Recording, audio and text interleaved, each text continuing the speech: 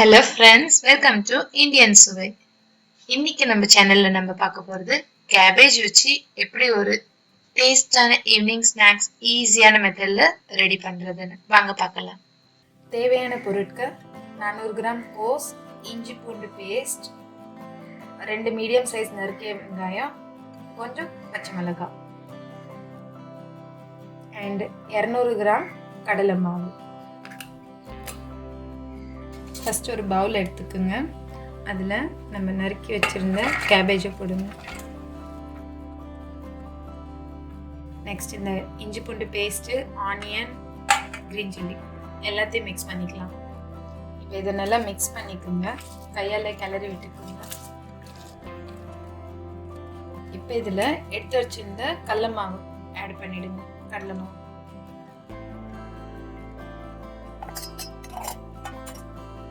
கொஞ்சமாக தண்ணி விட்டு நல்லா மிக்ஸ் பண்ணிக்கோங்க.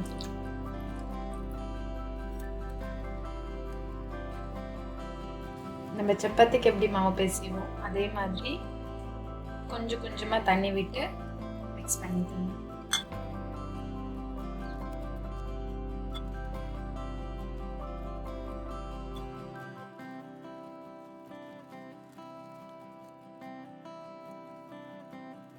இப்படி கையில் எடுத்து பிடிக்கும் போது இந்த மாதிரி வரணும். ஸோ இந்த மாதிரி மிக்ஸ் பண்ணிக்கோங்க நல்லா. இப்போ ஓரளவு நம்ம பிசைஞ்சிட்டோம். இதில் தேவையான அளவு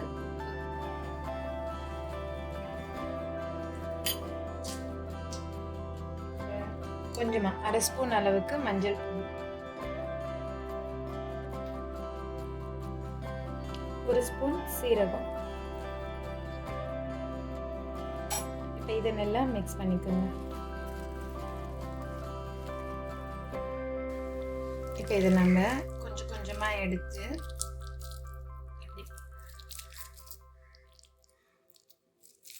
ரவுண்டாக உருட்டி இந்த மாதிரி ஒரு பிளேட்டில் அடிக்குங்க.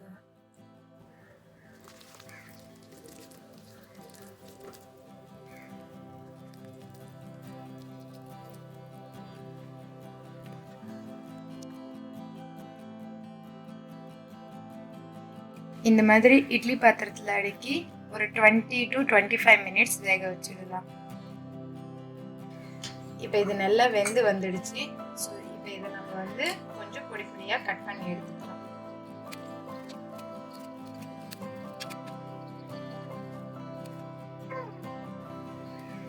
இப்போ இது ரெடியாக இருக்குது. இப்போ இதை நம்ம கடுகு கருவேப்பிலை போட்டு தாளிச்சிக்கலாம்.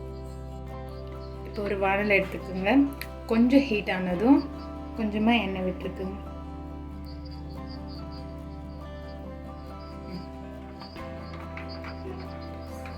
இப்போ கொஞ்சமாக கடுகு போட்டுக்கலாம்.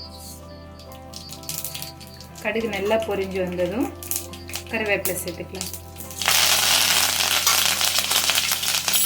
இப்போ நம்ம கட் பண்ணி வச்சுருந்ததை கொஞ்சம் கொஞ்சமாக ஆட் பண்ணிக்கணும்.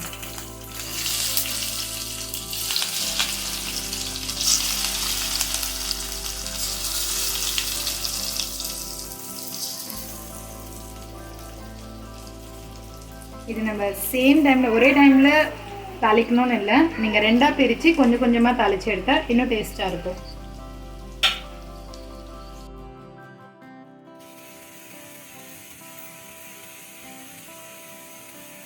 இதே மாதிரி சிம்மில் வச்சு ப்ரௌன் கலரில் வர வரைக்கும் பார்த்துட்டு அதுக்கப்புறம் திருப்பி விட்டுருங்க.